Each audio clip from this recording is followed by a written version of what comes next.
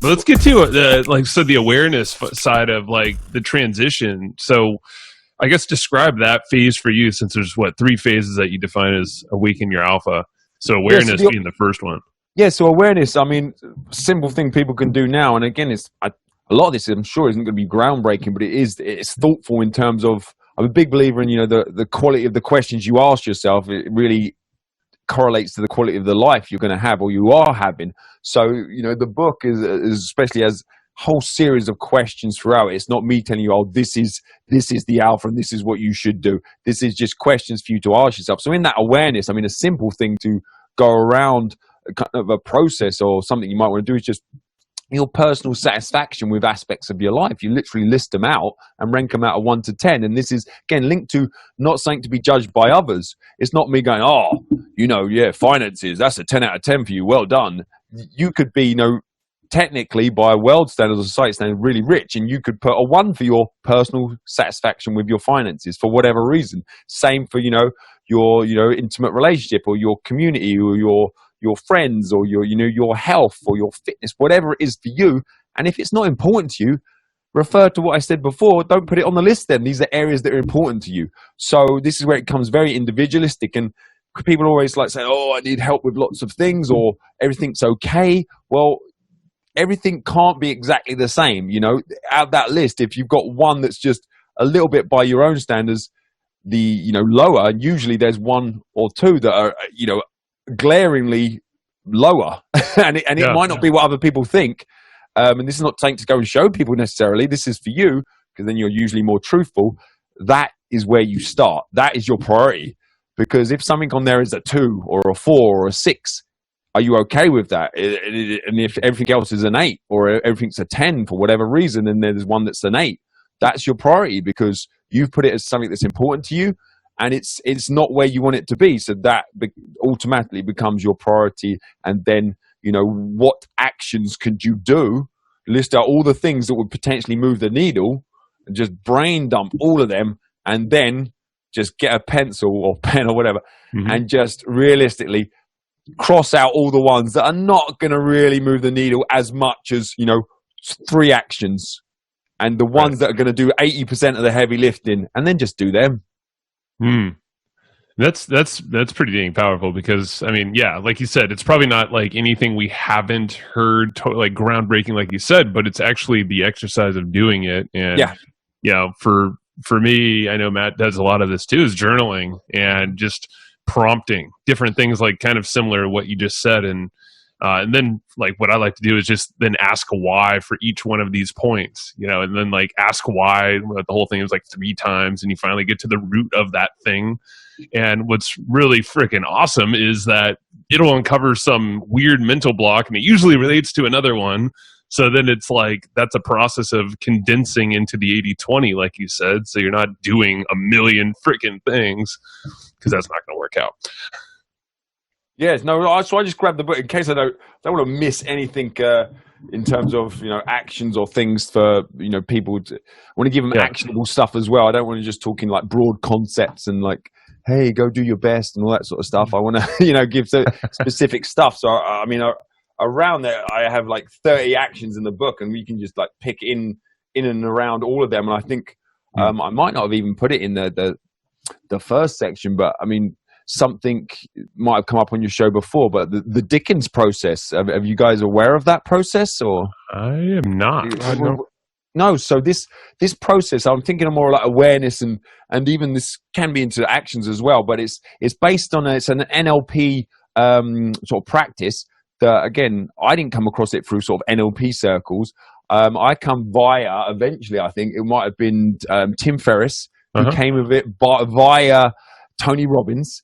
Okay. And he comes from obviously he gets all his stuff from the NLP world. So it's basically based on the Charles Dickens, the Christmas Carol. So it's about, and I do a lot of some actions in there. Once you've really clearly identified your limiting beliefs, and there's a really cool action, sort of exercise putting there around the tripod, and really kind of trying to cast doubt on some of your limiting beliefs, that they are just beliefs, and they're just a story, and we all have these stories that are, some help us, some don't, and just being aware of that. But once you've identified these limiting beliefs, you put them through the kind of the filter, and that, because usually people, when they kind of let these things slide, is they have an escape route for themselves. So they always think, or that hope that, oh, it's going to be okay, it's going to be better in the future.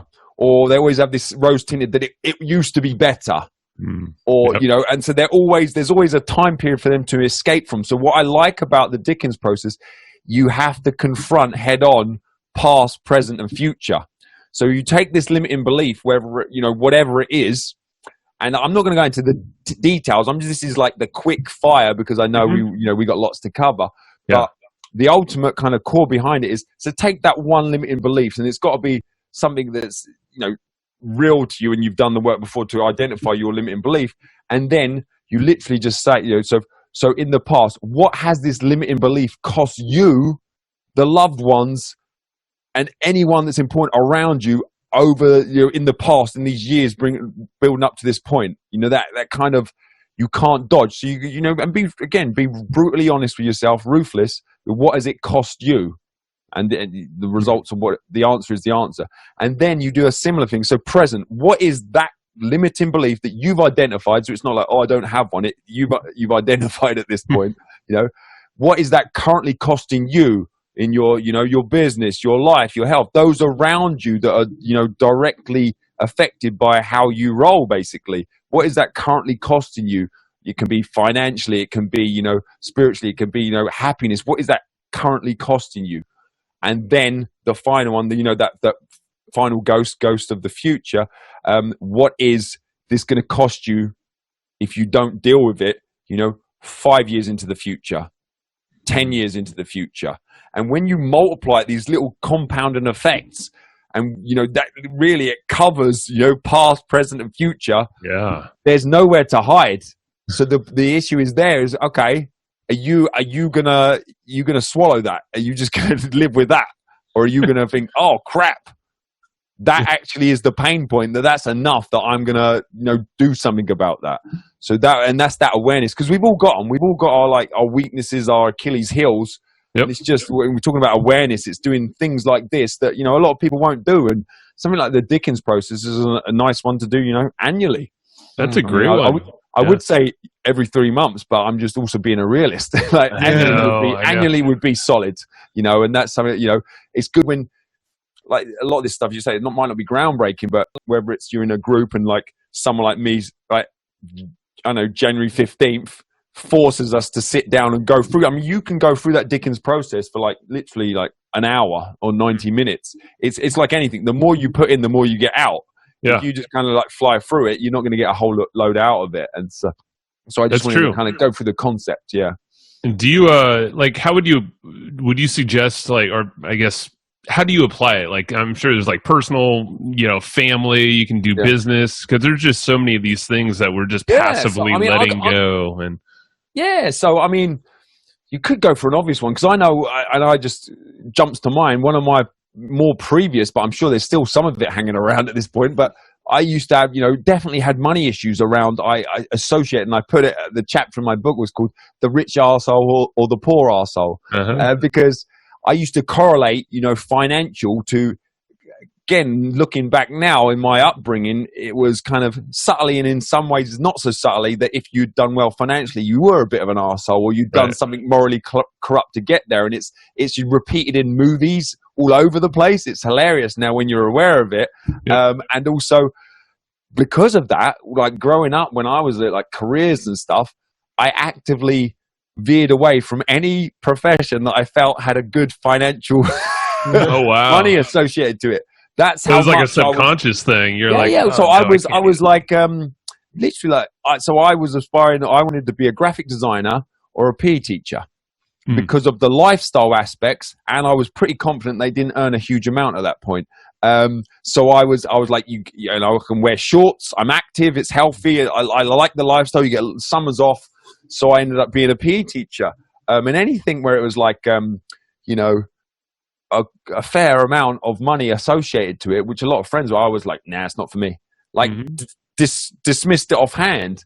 And it's only from later down the line when I'm bumping into people that have done very well financially, and I'm like, wait a minute, you're not an asshole. There's something's up here. And then, you know, meeting poor people, I'm like, you are an asshole. What's going on here? So, I mean, there's no correlation between that. And some people wear either as like a status thing. It's irrelevant.